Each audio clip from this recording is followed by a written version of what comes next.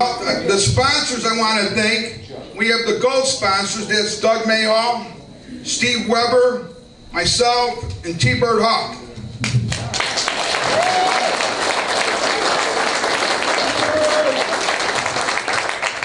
Then we have the band sponsor, and that's Vitas, and I can't say his last name because I don't talk that good. Anaraskas, did I say it close enough? All right, Vitas Anaraskas. And the silver sponsor are Chuck's Gun Shop, Judge Dave Carlson, and On Target Radio.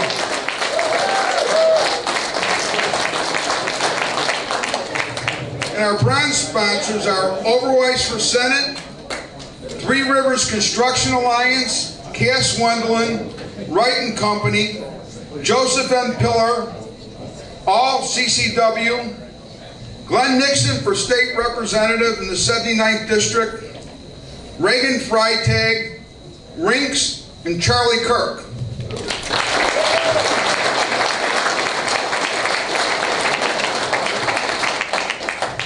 Now it's real important for everybody to get it.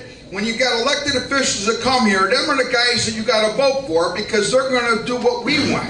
The ones that don't show up here, forget about it.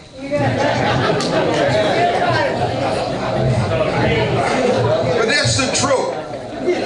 We want to have people that support us. So these are the elected officials we got. We have Barbara Adams from JJC Junior College, the trustee. Gretchen Fritz, she's with On Target Radio, running for county board.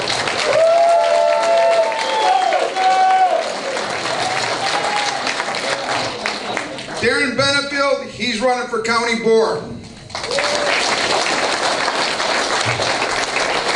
Paul Schiff, he's running for attorney general. Glenn Nixon again, remember him, man, he is a sponsor and he's also going to win, I hope.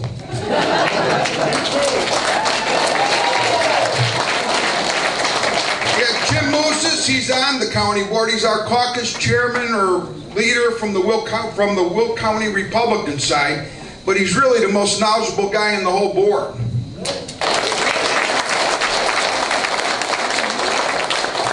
We got Dan Rippey, he's running for judge. We need judges, guys. We need the judges. They vote, they make the rules. And we had Ken Kopis. He's going to be our new sheriff, I think.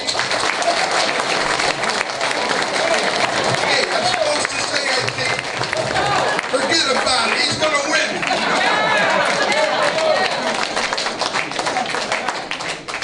Paul Kopis, our current sheriff.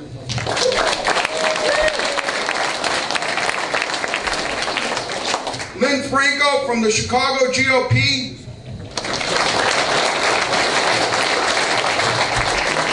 Yvonne Bolton, candidate for state rep in the 98th District.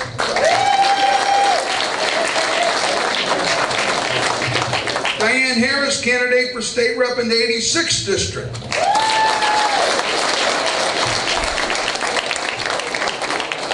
Margot McDermott. She's on the Will County board, but she's also running for state rep. Margot's a firecracker.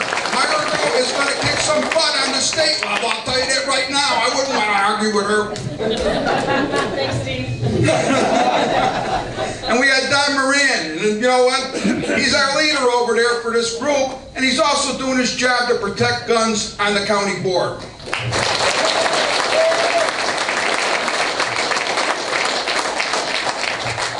Annette Parker, she's a commissioner for Lockport.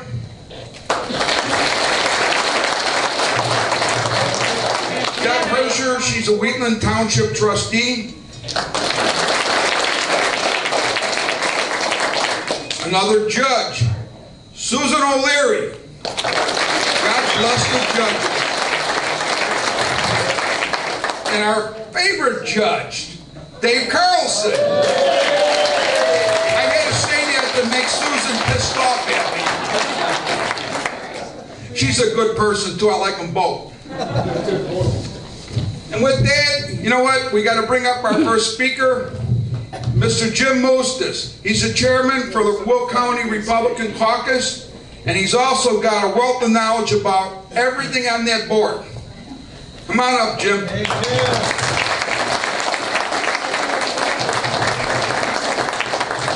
Hey, gun guys. I think that good, Steve? You got it. So I was giving some thought of, what do you say to a bunch of gun guys? And girls. Well, guys. We're all guys. Right, Steve? Everybody's a guy, But, I did give it some thought. And of course, how does local government come into play for gun rights? And what does local government do? The Constitution, the Second Amendment, has probably been under attack since as soon as the ink dried, in one form or another.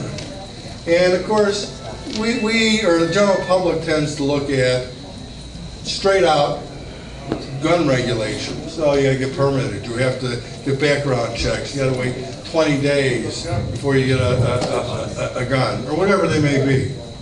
And there's federal regulations, and there's state regulations, there's local that deal directly with the use of, or the ownership of guns. But sometimes what you don't think about is what boards like the county board can do. And that's who have zoning authority. And believe me, they tried at Will County. They tried. We had very, very restrictive ordinances on zoning for where guns could be sold, where you could have ranges, not only at a retail level, but even small home operations where somebody might be dealing with antique weapons, maybe selling a dozen weapons or transferring some weapons. And so when we started to rewrite the zoning ordinance, the staff, which gave us a draft, actually excluded all zoning ordinances for the sale and the use of firearms. And of course, we got on that pretty quick. Now I have to say, one of the first phone calls I get is from Ed Rogowski. Telling me, what are you gonna do about this? Well, just to give you kind of the end result, in the end, I suppose we can get everything, but you can have sales of guns, and this is about every zoning classification that's in Will County, including some residential. We can have gun ranges in many zoning applications, and so I think it was pretty successful. Now it does require some special use, and we'll probably have to work on that a little bit because we get a little bit of feedback on that. But I think we did all in all pretty well of expanding the ability of people who live in unincorporated Will County to have businesses that relate to guns. Therefore, giving people access. Because if you don't have access, you don't have your Second Amendment rights the way they should be. So these are some of the things we do locally, and we'll keep diligent. And if we're not diligent, people will remind us to keep diligent. And sometimes we need a little bit of kick. And of course, I have Steve. Well, what can I tell you? I have Steve, and he's pretty quick to get on those things. But I also have organizations like this. I'll also mention Don Moran. Even though Don is currently still the president, right, Don? Democrat, yeah, too. Wow. but I have to say, I think, and I kid Don about that, because not that you don't have support for Second Amendment rights in both parties, but one party seems to be a little bit more resistant to Second Amendment rights. But Don's not one of them, and I think Don tries to bring his caucus along as best he can. And I think he's done a pretty good job. So, the other thing I might mention, I'm going to mention this, is that the county board, we have a 13-13 board, but we have a Democratic county executive, therefore giving they call an effective majority to the Democratic side of the aisle. And we do have some elections coming up, and I will ask you to participate in these local elections. Certainly, I'd like to see you support our Republican candidates. We have Gresham, of course, and I know you all know Gresham. You know, I can tell by the reaction when her name's announced. We have Gresham, we have Darren Benefield. You know, what Steve did fail to mention, that Annette Parker is also running for the county board. She's just not a commissioner for the Lockport Park District. She's also running in District 9, which is, and that's a pretty strong supporter of the Second Amendment. I'd like you to keep her in mind if you can. Certainly I'm striving to get a seat back on the board, so I probably have taken up more time than I intended. But thank you for all the work you do as an organization and as individuals. It's extremely important. I like to say, I don't do as much shooting as I used to. My eyesight is not as good as it once was. So I recently went to the gun range, and I said, I had somebody with me, and I said, well, put that target out about 40 feet. Now I can see that silhouette on the target, but I can't see numbers. I can't see the little. I said, until I knock a few holes in that thing, it's hard for me to see where I hit. So I said, tell me where that hit. He tells me. And I says, where did that one hit? He tells me. And I says, watch this one. I go, where'd that one hit? He goes, right in the middle. You hit it smack dab in the middle of that target. I go, this goes to show you, even blind people can hit. Well, so anyways, thanks very much. Keep up the good work.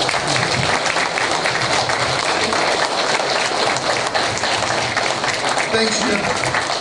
And then I'm real sorry for not, what am I going to say? I spelled ISRA wrong, too. Yeah, what am I going to say? I did it and I had no one check my work. The next person to come up would be Gretchen Fritz. She's with On Target Radio, and she's been a spokesman for the Second Amendment and carrying guns for like ever. And for her, like ever is not that long because she's a young chick. Steve. It's been a great year, actually 14 months. I joined On Target Radio in June, the second week of June of 2013, and I started running around everywhere with David Lombardo. He said I was going to lose half of you when I said that. Shortly thereafter, well, the very first show I met Don Moran. He was on that show.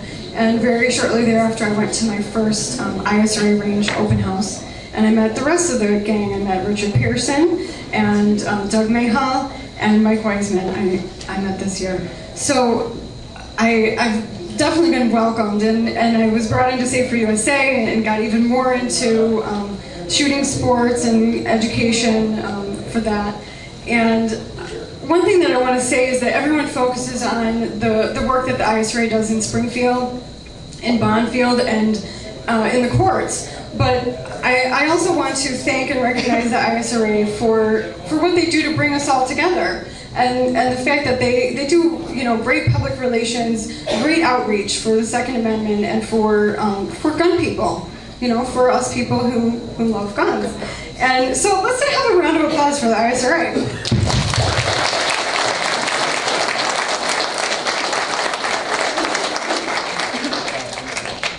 Ed Ronkowski likes to tell a story about when Margot was campaigning for a county board. And Ed was knocking on doors for her, and he knocked on this guy's door and gave him a piece of Margot's literature, and the guy looks at the literature, and he says, "Is she the gun lady?" And Ed says, "Yes, Margot's a strong supporter of the Second Amendment." And he says, "Give me a yard sign." Ed says, "Don't you want to know where she stands on any of the other issues?" And the guy says, "There are no other issues." I don't know if my voters are single-issue Second Amendment voters, but I feel that my association with the ISRA can only help my candidacy. It will only ingratiate me to the voters because the ISRA has a really good reputation, and it's a great time to be a part of the ISRA, hasn't it? First was District of Columbia versus Heller, which got the ball rolling, and then the ISRA helped win McDonald versus Chicago, and then the Circuit Court overturned the ban on concealed carry, so that was a great great day for us. And then shortly thereafter was the overturning the ban on gun sales in Chicago. And more recently, Azell versus Chicago. The ISRA was very instrumental in winning that as well. So it is a great time. It's an exciting time for the Second Amendment. It's an exciting time for freedom, and it's an exciting time for the ISRA. And so I am so grateful for everything that has happened in the past year, and I'm grateful that the ISRA has been part of that narrative, and as I know it's been a part of the narrative for all of you as well. So once again, my name is Gretchen Fritz. I'm running for Will County Board in District 5, and thank you very much.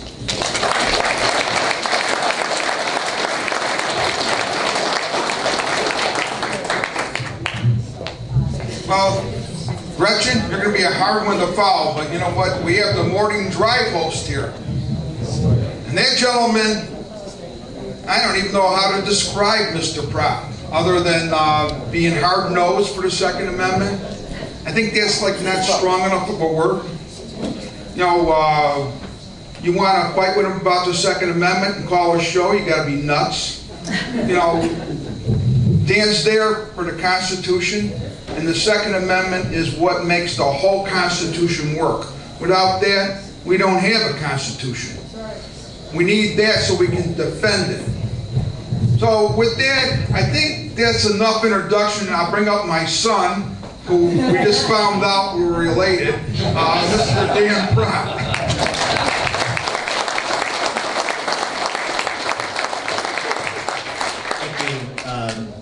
The vocabulary skips a generation. So,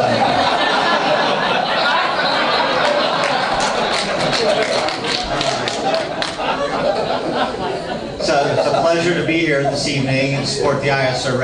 And Gretchen Fritz was talking about all the good work the ISRA has done, not just supporting important court battles, but also just as recently as, what was it, last week, you know, being out in force as a counter-protest to Father Flager in front of Chuck's gun shop too, to make sure there's a presence.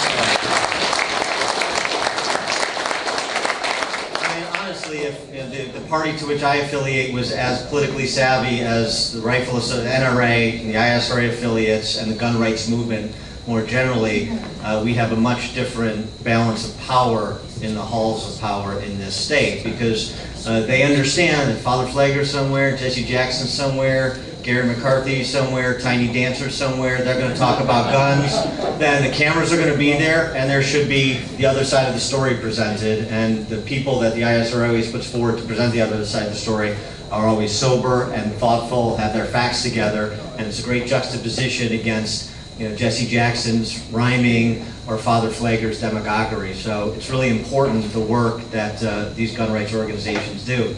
It's interesting, I didn't really grow up around guns. I grew up in Wheaton, God's country, where, you know, the sun shines a little bit brighter, birds chirp a little bit sweeter out there. So it's a nice place to grow up, but it's just my parents weren't really into guns, and so I kind of was a conservative all my life. It was kind of ahead of the learning curve, but I just wasn't around guns that much until into my 20s, and I had a friend who was into handguns, took me to a range, and now I've become more active and actually spent a lot of time this summer trying to hone my skills shooting down sporting clays. And it's a lot of fun. But as we know, and as that anecdote Gretchen Fritz shared about the guy that was asking about Margot McDermott, the Second Amendment is not about hunters and sportsmen and gun enthusiasts. It's about the relationship between the American citizen and his government. That's what it's about, the balance of power between ourselves as sovereign individuals and our government. And the reason that, especially in Republican primaries, the first question you get asked by 80% of the people who don't know anything about a candidate, if I'm campaigning for a candidate or flacking for a candidate, what's the position on the Second Amendment? People who ask that question I always know are the informed voter. Because it turns out, and the research on this is very interesting. If you are right about the Second Amendment, then it's almost certain you're going to be right on everything else. If you're wrong about the Second Amendment, if you don't believe in a person's constitutional, God-given right to protect themselves and their family, then it's very likely you're going to be wrong on a whole host of other things too, because you don't understand the balance of power between state and private citizens. And so this is why that's such an important threshold question, and this is why that gentleman that Gretchen was talking to when she said that, you know, Margot's the gun, that's all I need. That's all I need. And it really is a simple handle. And as I think about that, I want to talk just a little bit briefly tonight about legislative races, because obviously we're 50 days before an election. And there's great opportunity for us to swing the pendulum back towards liberty across the nation, thinking about taking back the U.S. Senate first and foremost. But right here in Illinois, there's opportunity too. I know there's a lot of folks who have given up hope, a lot of Republicans who've lost the will to live in this state. But there is great opportunity, right? There truly is. Before I talk about legislative races, state legislative races, because that's my particular focus, I do want to say something about Paul Schimpf, our candidate for Attorney General. And remember, he's running for Attorney General against Lisa Madigan. You'll recall she was the one that wanted to publish the lists of all FOID card holders, just in case you've forgotten who Lisa Madigan is. But this is such an opportunity. I honestly believe this. There is not a sharper contrast between two candidates for statewide office in this country than Paul Schimpf and Lisa Madigan. And let me just underscore that contrast, because when you talk to people in your circles of influence, because I know you're all activists, so you have friends and neighbors and coworkers and co-volunteers and parishioners that you're going to speak with, because they know you're active. And they know you have weapons, so they're going to listen to you. So when they ask you who that you should vote for, I want you to have something pithy to say about these candidates that sticks in people's minds. So Paul Schimpf, let's understand who Paul Schimpf is. Paul Schimpf is a Marine who was part of the prosecution team that prosecuted Saddam Hussein and brought him to justice, his ultimate end, of course, being executed. So with Paul Schimpf, you have a guy who is part of a group that found a dictator in a spider hole in the middle of a desert and brought him to justice. And on the other side, you have Lisa Madigan, who has been Attorney General of this state for 12 years, and she can't find a corrupt public official in Illinois.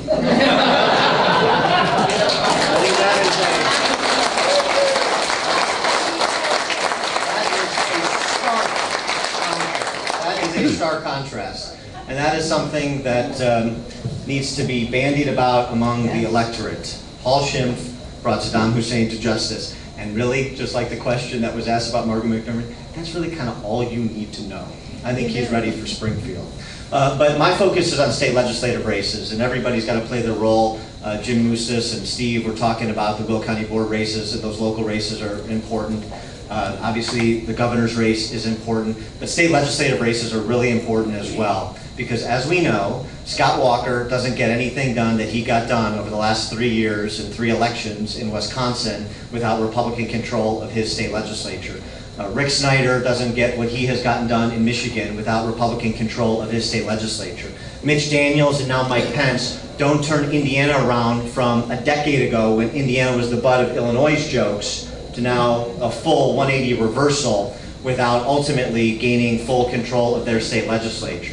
And those states are success stories that we can hopefully someday model Illinois after in terms of policy choices if we can win some elections that we've been losing. So my focus is, I've got a super PAC, what they call it in the modern political parlance. It's not like, you know, it's kind of like American Crossroads with about $200 million less in our account. But it's focused on state legislative races. And we have a real opportunity to make Mike Madigan, maybe not the minority leader, but at least move him out of his super majority. And we only need to pick up 1 seat in the House, and I think there's the opportunity to do much better than that. The Senate, if I'm being honest, is going to be a couple cycles, because there's just not enough races up in the Senate that are competitive. Remember, unlike the House, only 1/3 of the state Senate is up every 2 years. So we have a chance to make a move towards getting out of the super minority of the Senate, pick up a seat or 2, but it's not going to happen in 2014. But this is, you know, this is the long game, and that's the game that we have to play. But we have good state legislative candidates that I hope you'll inform yourselves about, that are kind of in this general vicinity. I mean, Margot is a great candidate, and she's going to win, and she's going to win 70-30, and she's not going to take anything for granted, and everybody should work for Margot too.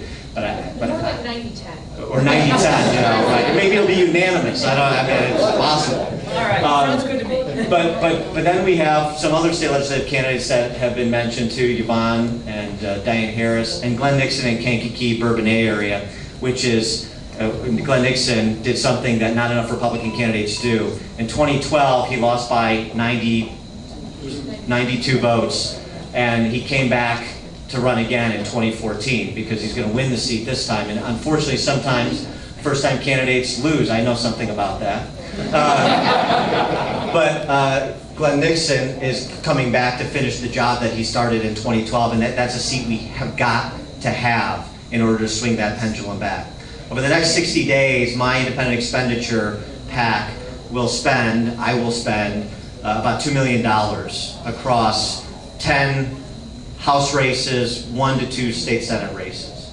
That's it, you know, in addition to whatever the House Republicans do, in addition to whatever the Senate Republicans do. But frankly, even though that's a lot of money, that's still a fraction of the money that Mike Madigan has, of course, which is why he has this stranglehold on the state in part. But there are very good state legislative candidates that we have that not only will be W's this time around, but will go down to Springfield with the proverbial, you're bringing the proverbial bicycle chain to the playground. I mean, I know Margot McDermott frightens me, and I'm not easily frightened. But we need, honestly, we need more brass knuckles down there like Margot McDermott, people that are intelligent and accomplished and speak their minds. And they're not going down there to hew a party label, they're going down there to advance a policy agenda to improve people's lives in this state. And that's been something the Republican Party's been confused about in this state for a long time. But we have legislative candidates who are not confused about that. And there are races that we can win. And so we are not going to lose these races to the point of talking about the money that I have to pour into these races, uncoordinated, in kind, for legal purposes. So we're not going to lose these races because of lack of money. We're not going to lose the governor's race for lack of money. It's going to be, frankly, the quality of the campaigns in terms of their voter contact programs, and then the heavy lifting that you all do at the local level within your circles of influence to help people get across the finish line. So if there's one thing I could implore you to do, it's think about races that are in your general vicinity. And maybe if you live in Will County but you work somewhere else, that makes another race even that much more convenient. Like I said, Glenn Nixon isn't far away, and there are other candidates. And if you want to get the full list, I'm happy to provide additional names for consideration. And think about adopting one of these state legislative candidates. And whatever time you have to commit, volunteer time, resources, networking, connects that you have to contribute, think about how over the next 50 days you can add a little bit more to the bandwidth of one of these campaigns to help get a good constitutional conservative across the finish line, move Mike Madigan out of the supermajority, so that if we do win the governor's race, and when we ultimately take back control of our state legislature, our General Assembly over the next couple cycles, we can actually move an agenda that expands freedom, that minimizes state government, and expands the size of the individual in this state, just like our neighbors to the north and the west and the east and the south. Thank you very much.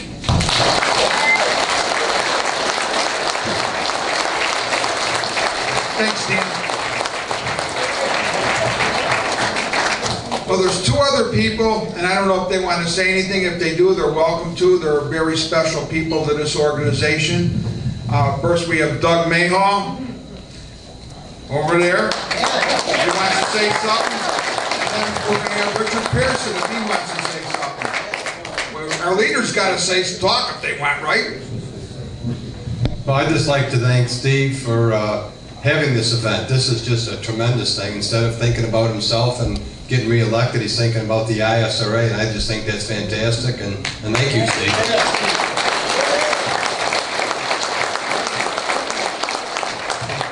Rich Pearson's our executive director of the ISRA. You want to say a few words, Rich? Sure.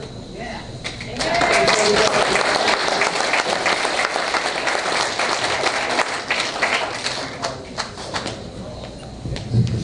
I want to thank all the sponsors and everyone for coming tonight. This is a great event, really is.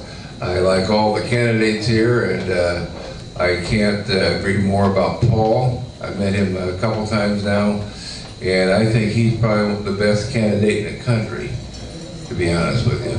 So that's what I think of him. But anyway, I want to tell you that involvement in politics is important. We kind of say, wow, so-and-so won that race, and the other so-and-so lost that race. Well, I'm not sure races are won. I think races are lost because people don't get involved and go out and work and make the commitment. People have to vote early, and often, of course, but they have to vote absentee. You have to give of yourself. You have to give of yourself till it hurts, and then you give some more if you want your candidate to win. You just can't sit around at the coffee shop and gripe about it. One of my favorite stories is my wife worked at a place, and after Bill Brady lost to Governor Quinn, she had 6 people come in who said they didn't bother to go vote because they thought Bill Brady would win. Well, that's a sure prescription for failure. So you can't ever take it for granted. You can't ever believe the polls. You have to continue to work, and no matter how hard it is, no matter what the odds are, you have to continue to work. And I urge all these candidates here to work as hard as possible, and because this is what's going to take to protect our Second Amendment rights. This battle is never going to go away in Illinois, but we have delivered a licking to the other side that they never expected. And so we all must work hard, and I appreciate all this, and thank you, sir, very much.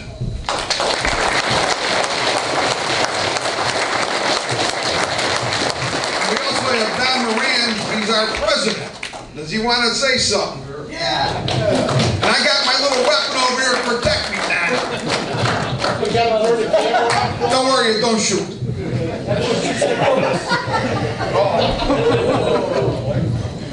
Hi, I want to thank everybody. I want to thank the sponsors and everybody for coming out tonight. Steve's been my partner on the county board since we both got elected at the same time 2 years ago.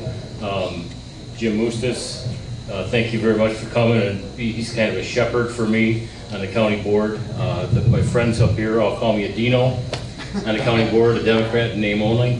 I work for a labor union. They do check to see what your voting record is. But I think it was evidence this morning, my votes on the county board, when I walked out of the meeting this morning, Jim says, you went to the wrong caucus meeting this morning.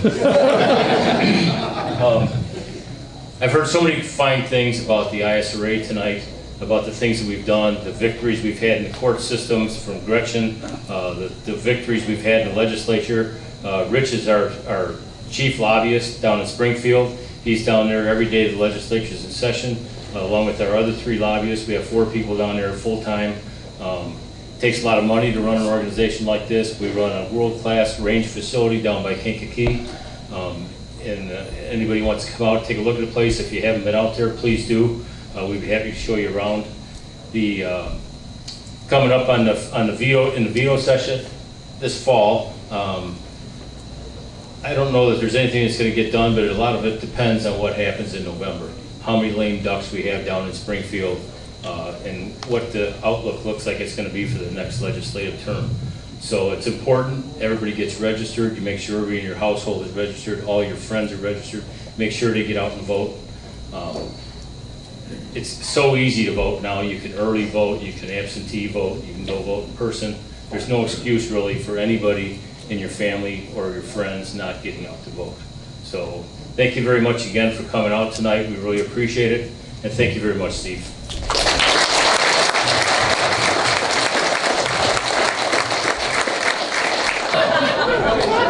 Well, we got 150, we got 175. Anybody with 175? Come on, what the heck? It's a $250 deal. 175. 150 going one time. How about 151? Do I got any more bids? All right, 150 going once, 150 going twice. Sold to the gentleman over here. God bless you.